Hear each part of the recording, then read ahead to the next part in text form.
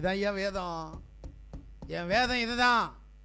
சொற்ப மதீனம் உன்னை கெட்டு போக பண்ணும், மறந்துடாத. அல்லேலூயா. இதனுடைய ஊடாய் நீங்க கடந்து போனாதான் புரியும். என்ன அப்படின்னா, மறுபடி பிரசங்கி 10:1 மறுபடியும் ஞாபகப்படுத்துறேன்.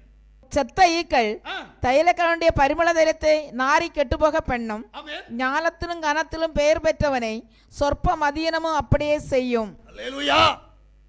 இப்ப எனக்கு வேதத்துக்குள்ள போய் இந்த சொற்ப மதீனத்தினால எவன் எவனுக்கு என்ன ஆச்சுன்னு தெரியணும்.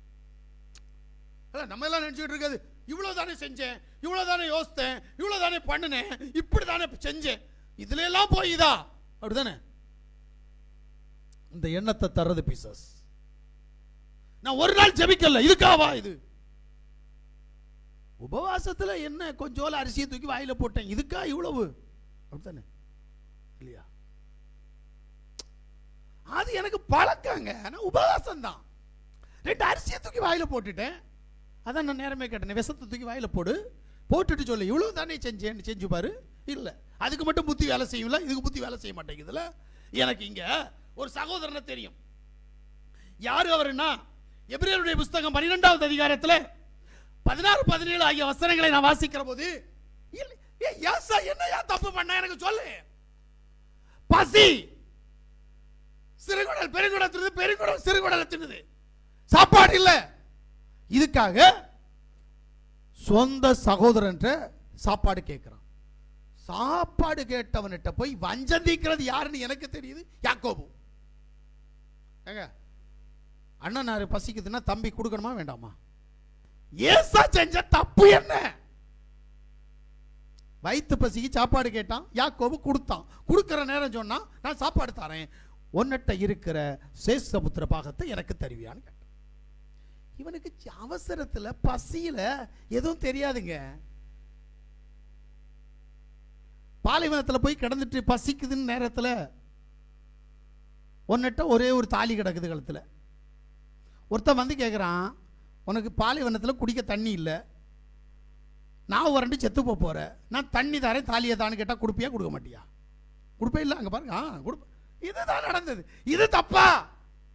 எஸ், தவறு. அல்லேலூயா.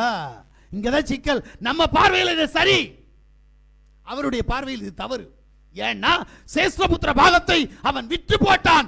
ஆனபடியினால் ஏசாவின் மேல் அவருக்கு கோபம் உண்டாச்சு, அவனை வெறுத்தார். அவன் அழுது புலம்பின போது கூட, நீங்க முதல்ல ஏசா கிட்ட என்னெல்லாம் கொடுத்தார் தெரியுமா? அவனுடைய சரீரம் ரோமத்தால் நிறைந்தது. ரோமம் எதுக்கு தெரியுமா? அபிஷேகத்திற்கும் பவரும் நிறைந்தது. ஏன்னா எனக்கு தெரிஞ்சு சிம்சோன் இடத்தில் அந்த ரோமத்தை கொடுத்தார்.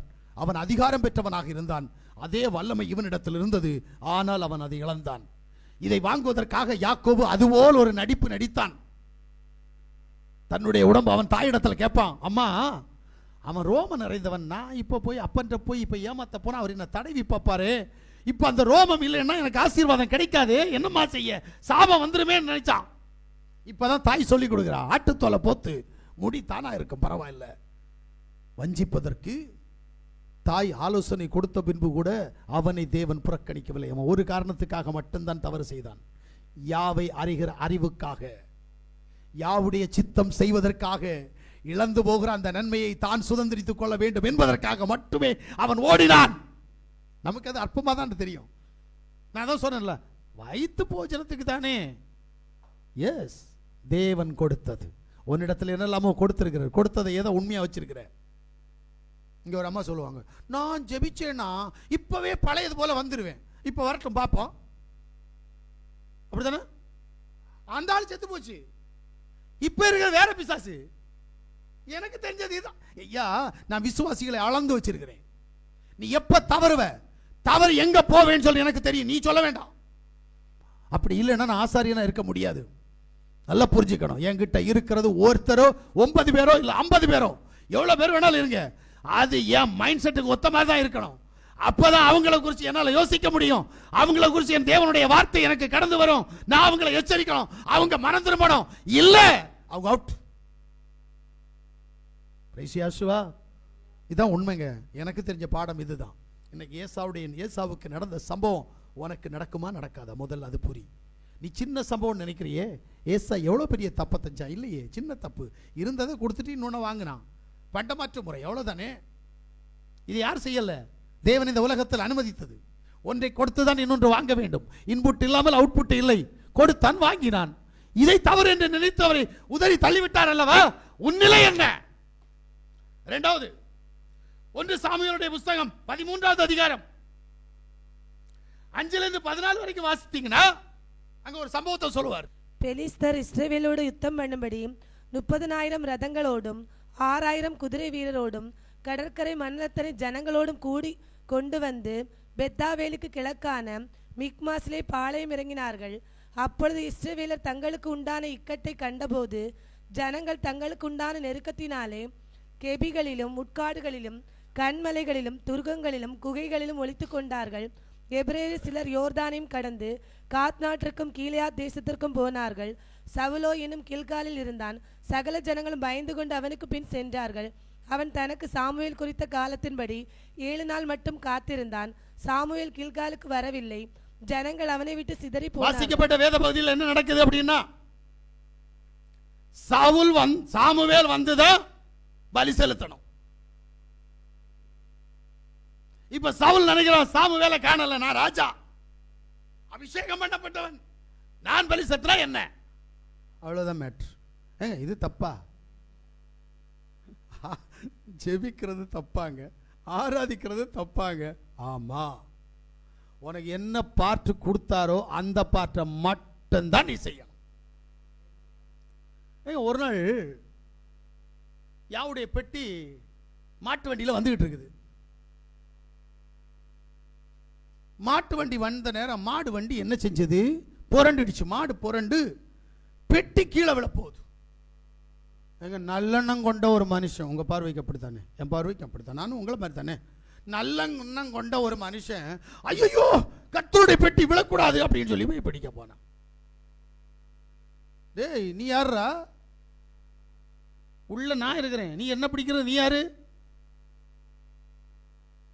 ஏன் வேலைக்காரன் தான், நான் அபிஷேகம் பண்ணவன் தான் என் பெட்டியை தொடணும். நீ யாரா? அச்சாரா இல்லையா? இதை முதல்ல புரியுங்க. உன் விருப்பத்துக்கெல்லாம் இங்க இல்லை. அவர் உனக்கு என்ன கொடுத்திருக்கிறாரோ அதை நீ செஞ்சுதான் ஆகணும். செய்யலனாலும் அடிப்பாரு, தப்பா செஞ்சாலும் அடிப்பாரு. எப்படி பாருங்க, சாமுவேல் பலி செலுத்தணும், பலி செலுத்த வேண்டியதா சவுல். உடனே இப்ப இங்க ஒரு ஆள் நினைப்பாவுல, அப்பாடா அப்ப எனக்கு இல்ல ஊழியம், எல்லாம் அவருக்கு தான் ஊழியம் அப்படின்னு நீங்க நினைக்கிறீங்கன்னு வைங்களேன், அதுக்கும் அடி விழும். உங்க கையில் ஆசாரிய ஊழியத்தை கொடுக்கல, சுவிசேஷ ஊழியத்தை கொடுத்தாரா இல்லையா? தெருப்பிரசங்கம் பண்ணணும்னு சொன்னாரா இல்லையா? கைப்பிரதி கொடுக்கணும்னு சொன்னாரா இல்லையா? வியாதிஸ்தனுக்காக ஜெபம் பண்ண சொன்னாரா இல்லையா? கான்செப்ட் புரியுதா? இப்போ எல்லாம் உங்ககிட்ட ஏதோ ஒன்றை கொடுத்துருக்காரு, அதில் உண்மையாயிரு. அப்புறம் அடுத்த ஸ்டெப்பு தூக்கிட்டு போவார். நம்ம எதையும் செய்யலை அப்படின்னா பொத்து கீழே கிடப்ப, அப்புறம் உனக்கு வேண்டி ஜெபம் பண்ணுறதுக்கு வேற ஒருத்தன் வருவான். ஆமென். அப்போ இங்க பலி செலுத்துறது தவறுதலாய் பலி செலுத்தக்கூடாது. ஏன்னா இந்த விஷயத்தில் கொஞ்சம் கூட ஆழம் என்ன அப்படின்னா, ஆபிரகாம் சொல்லிட்டு ஒரு மனுஷர் இருந்தார். இந்த மனுஷர் என்ன செய்யறாருன்னா யாவுக்கு பலி செலுத்துறார். அவர் என்ன பலி செலுத்துறார் அப்படின்னா பறவைகளையும் பட்சிகளையும் கொண்டு வந்து பலி செலுத்துகிறார். பலி செலுத்தும் போது இவருக்கு சின்ன உறக்கம் வந்துருச்சு. உறக்கத்தில் என்ன செஞ்சார்னா கண்ணை மூடிட்டார். கண்ணை திறக்கிற நேரம் காக்கா வந்து என்ன செஞ்சிருச்சு, பலியில் இருந்த வேஸ்ட் பொருள், குடலெல்லாம் வேணுமா வேண்டாம்ல, வேஸ்ட் பொருளை தூக்கிட்டு போயிடுச்சு. இதுக்காக கொடுத்தாரு பாருங்க அடி. அவருக்கு மட்டும் இல்லை, அவன் சந்ததிக்கே அடி. எத்தனை வருஷம் தண்டனை தெரியுமா? 1 வருஷமா, 5 வருஷமா, 10 வருஷமா? உங்களுக்கு தானே தெரியும். 40 வருஷம் தானே. 400 வருஷம் தண்டனை. சின்ன சொற்பம் அதீனம், தூக்கம் வந்தது. நம்ம எல்லாம் அப்படி தானே, சின்ன தூக்கம் தானே வந்தது. நினப்பு பிளப்ப கிடக்கும். தூக்கத்தை நிமித்தமா நீ என்ன செய்ய போற? கஷ்டப்பட போற, கடன் பட போற, நீ என்ன செய்ய போற? உபத்திரவப்பட போற, நீ வேதனைப்பட போற, உன்னைய நீ மாய்த்து கொள்ள போற. நீ புரியணும். முதல்ல தூக்கம்ன்றது நிசாரமான காரியம் இல்லை, அது நித்திரை மயக்கத்தின் ஆவி, அது பிசாசு. தேவனை ஆராதிக்க கூடாதபடிக்கு, தேவ வசனத்தை வாசிக்க கூடாதபடிக்கு, தேவ சமூகத்தில் நிற்க கூடாதபடிக்கு நித்திரை மயக்கத்தின் ஆவியாகிய பிசாசு உனக்குள் வரும்போது தூக்கம் வரும். ஒருத்தன் செஞ்ச தப்புக்கு அவன் சந்ததி 400 வருஷம் அனுபவிச்சது. நீ செய்யற தப்புக்கு உன் குடும்பம் என்ன பண்ண போகுது? என்னைக்கு அது யோசித்திருக்கிறியா? யோசிக்கவே மாட்டேன். தூக்கம் தானே வந்தது, அதுதான் வரும். வேற என்ன வரும்? ஏன்னா நீ யாரோடு கூட இருக்கிறியோ அவனுடைய உறவை முறிக்க பிசாசு ஒரு நாள் ஒன்றை விடாது. தூக்கத்தை தந்து அவன் கூட உட்கார வைக்கும், போராட்டத்தை தந்து அவன் கூட உட்கார வைக்குமே தவிர அவனை விட்டு பிரிச்சு கொண்டு வர விடாது. ரிஷியாசுவா, இதை புரிஞ்சுக்கிடுங்க. சவுலுக்கும் சாமுவேலுடைய சம்பவத்தை இன்னைக்கு இதுதான் நம்ம வாழ்க்கையில் அதிகமா இருக்கு. அல்லேலூயா. வாசிங்க ஆதியாகமத்தினுடைய புஸ்தகம் 35:22 வாசிங்க. யாக்கோபுடைய சந்ததிக்கு என்ன நடந்ததுன்னு கொஞ்சம் பாருங்க. இஸ்ரவேல் அந்த தேசத்தில் தங்கி குடியிருக்கும் போது ரூபன் போய் தன் தகப்புடைய மறுமணவாட்டியாகிய பிள்களோட சயனித்தான். அது இஸ்ரவேல் கேள்விப்பட்டான். நல்லா புரிஞ்சுடுங்க, பைபிள் கரெக்டா சொல்லும், தகப்பனின் மஞ்சத்தை தீட்டுப்படுத்தினான் அப்படின்னு. சட்டப்படி யாக்கோபுடைய ஆசீர்வாதம் ரூபனுக்கு வரணும். இதுதான் சட்டம், பைபிள் சாசன சட்டம் அதுதான். ஏன்னா முதற் பலன் அவன் தான். தாத்தா சொத்து தானே பேரனுக்கு. பிரிசியாசுவா, நல்லா புரிஞ்சுடுங்க. ஆனா இவனுக்கு கிடைக்கல. ஏன் தெரியுமா? இவன் பாவம் செஞ்சான், மஞ்சத்தை தீட்டுப்படுத்துறான். இதனால அந்த ஆசீர்வாதம் யாருக்கு போச்சு தெரியுமா? கடைசி காலத்தில் யோசேப்புடைய பிள்ளைக்கு போச்சு. உனக்கு இதானே நடக்கணும்.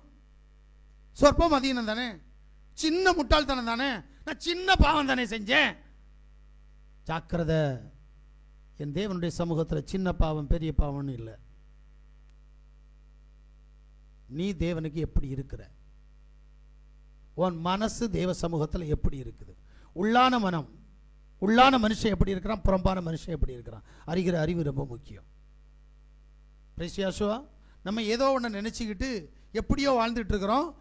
கண்டிப்பா எதையாவது ஒன்றை இழக்க வேண்டிய நிலை உனக்கு வரும்.